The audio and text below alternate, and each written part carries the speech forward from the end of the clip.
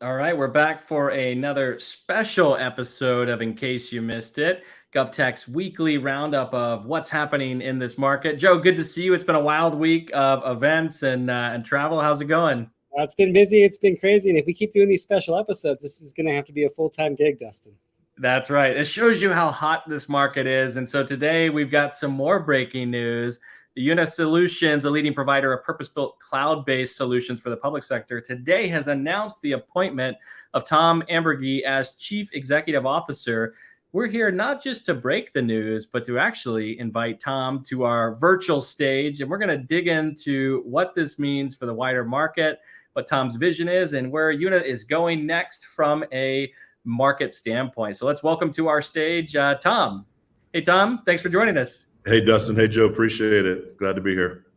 So I know this is your first time on In Case You Missed It. So I'd love to learn a little bit more about yourself and your background.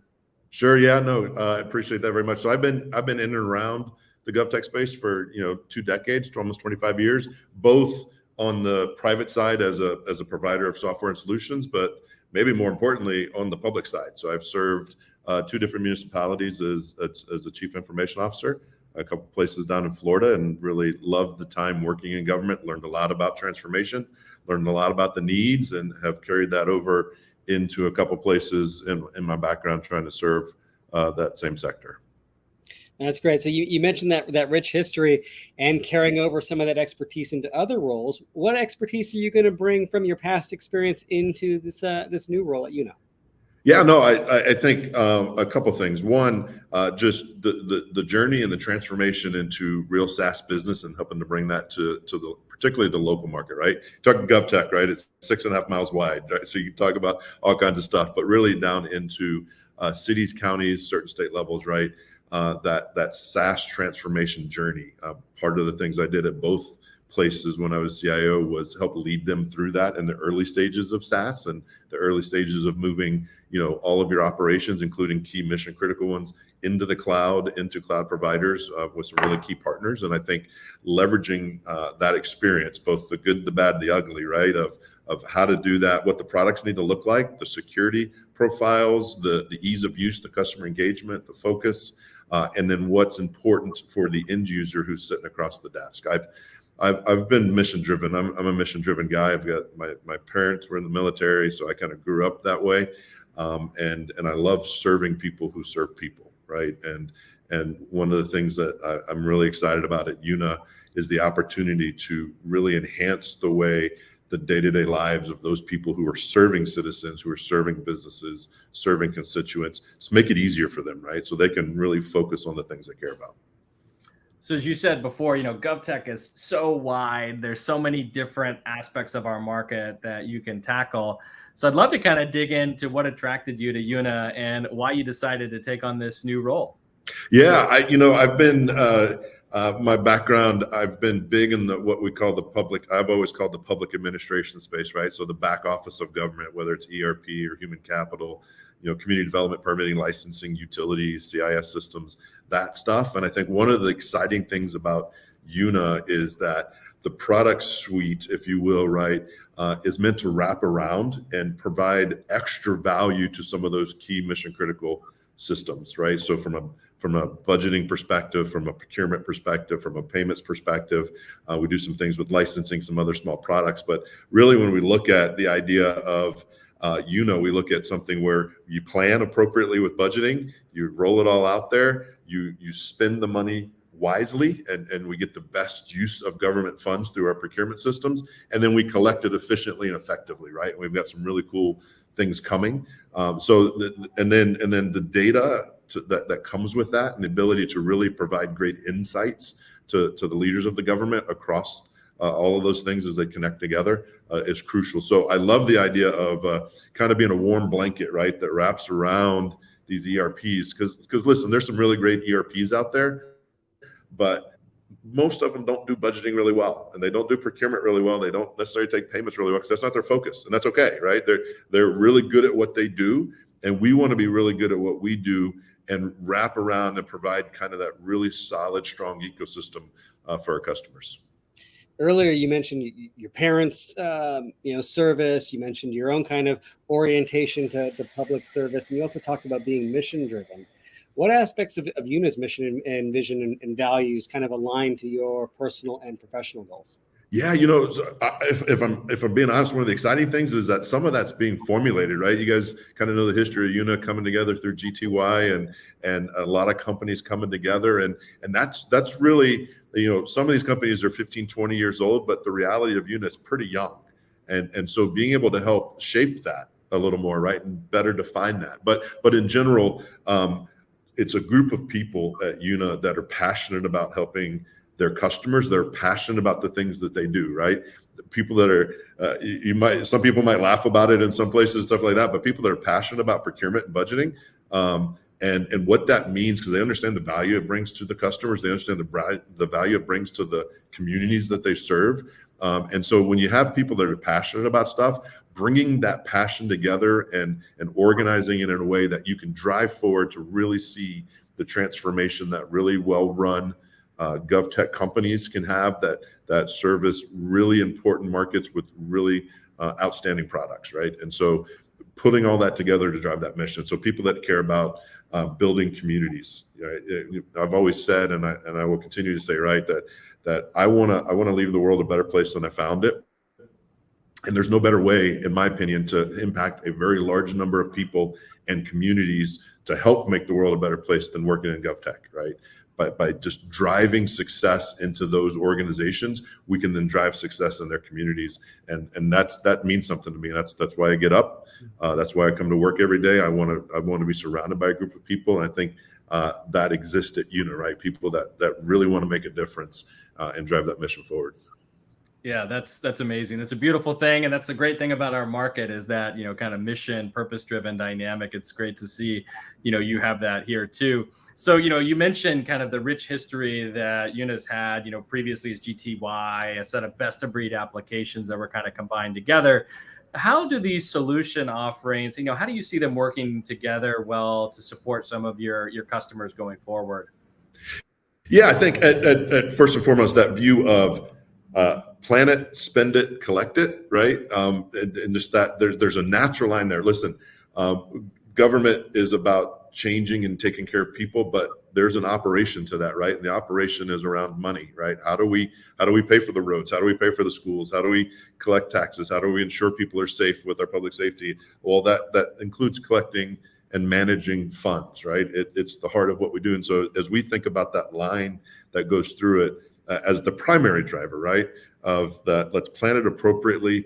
That means easy to use budgeting processes that then create transparent and easy to use budget books and information that can be shared, that then flows and connects to a procurement system that allows for digital buying, for marketplaces, that allows for the driving of information to be shared publicly and easily so that we can ensure we're getting the best deals for our government and the best bang for our buck, that then automatically updates the budget through the ERP and automatically produces reports. And then when it's time, we're collecting revenue, we're collecting information, whether it's from large things like taxes and utilities or small things like simply a minor service fee, right? That then flows again back into and ultimately a comparison with the budget to make sure that everything's working right.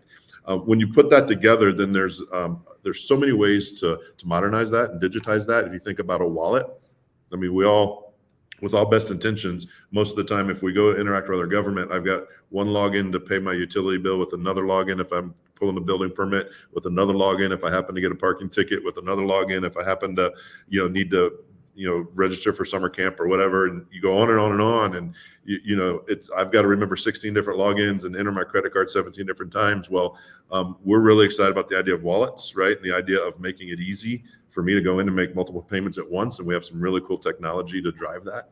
And so again, just transforming the user experience. And when we really think about, and what we really want to bring home is, we want to think about our customer's customer, right? Our customers are important. We're trying to serve them, but we think the best way to do that is to think about their customer, right? How do we make that experience better? And so we've got this set of products that are really meant to do that, right? Ultimately, they're meant to make the government operate more seamlessly, but at their best, and what the things you can get out of them are making that citizen or business or some other constituent of the government's interface and interaction with the government better and easier. And that's what we're really excited about. So I want to dig into your decision, kind of, and what influenced your decision to take on this role. Earlier, you mentioned kind of some of the gaps that may exist in the ERP market, and the desire to kind of be, that warm blanket that surrounds the solutions that are out there. But what opportunities or even challenges are you seeing right now in Euna's market that really kind of made you go, this is the time to make this move? Yeah, so a couple of things. One, COVID, you guys have talked about on the show, right? And COVID has just upended this market and proven that you can drive towards SaaS. You can operate the government differently, right? It doesn't have to be all premise. It doesn't have to be all kind of this old school stuff that was happening. The forcing of remote workforces, the forcing of remote connectivity, and so we have a suite of products that are all SaaS based, right? So first and foremost, we're not coming in and trying to retrofit products and slam them into something, right? They're already there. Some of them, have gone through a transition. Some of them were purpose built as SaaS products. So the fact that they're already there and already leveraging, I think that they're built as point solutions, which means they're built with APIs. They're built with the idea of connecting to other things. So the ease that we're going to be able to connect them together, as well as partner with the big guys in the space, right? To really leverage our opportunities. That was exciting, right? To look at just the ever-changing nature of government and know that, the federal government's been pretty nice to local governments lately, and there's some money. So that money is meant to transform them and to make them, you're never going to be recession proof or never be, pandemic proof, but to drive them to where they're closer. And so that means there's lots of opportunity in the market right now to leverage our already SaaS nature, to leverage our already ability to integrate with pretty much anybody and anything and really make a difference. And so it was very attractive in that regard. So as you take the helm, day one, what is your number one priority? Yeah, that's a great question. Obviously, learning the people, learning the business, right? It's one thing to know it from the outside, and I laugh. I was a customer of a couple of the products way back when, right? And so I know them from that perspective. They've obviously changed a lot, but getting to know where things are at, right? Where are the hot spots? Where are some things we really need to work on? I think getting to know the people. We have come together with a bunch of different companies, and so getting to know the different cultures and the different things. We've got folks kind of in lots of different places in North America, and so really just spend a lot of time getting to know people, and then express our goals, our visions, our missions, and where we want to get. At the same time, lots of exciting stuff happening in the market and continuing to drive that forward. So if you boil it down to number one, it's learn, right? It's learn everything that I can learn. Number two is communicate and really share that passion with everyone and make sure that we're all driving in the same direction. Number three, it's really 1A, 1B, 1C, but say 3 is get out, talk to our customers, see where they think we can do better, see where they love what we're doing, really talk about what their needs are and make sure that that's in our roadmaps, make sure that's in our processes, and really just it's all about engagement. It's about relationships and just driving those forward. We joked at the top of the episode, the market seems like it's hotter than ever. Mergers, acquisitions, you name it. Lots of things are happening right now. What's your perspective on the future of the GovTech industry? Yeah, I've always joked. I've been at a couple of private equity backed companies, and this is a joke, but I'll share it. It's like GovTech companies from a private equity perspective are often seen. It's like investing in gold, right? It's always nice and steady. It's never going to fall off a cliff. You're always going to be able to assure that it's there. So it's gold, or it's your CD, right? It's your 5-year CD that you want to make sure. But honestly, that's changed, right? To your guys' point, it is hot. It's growing.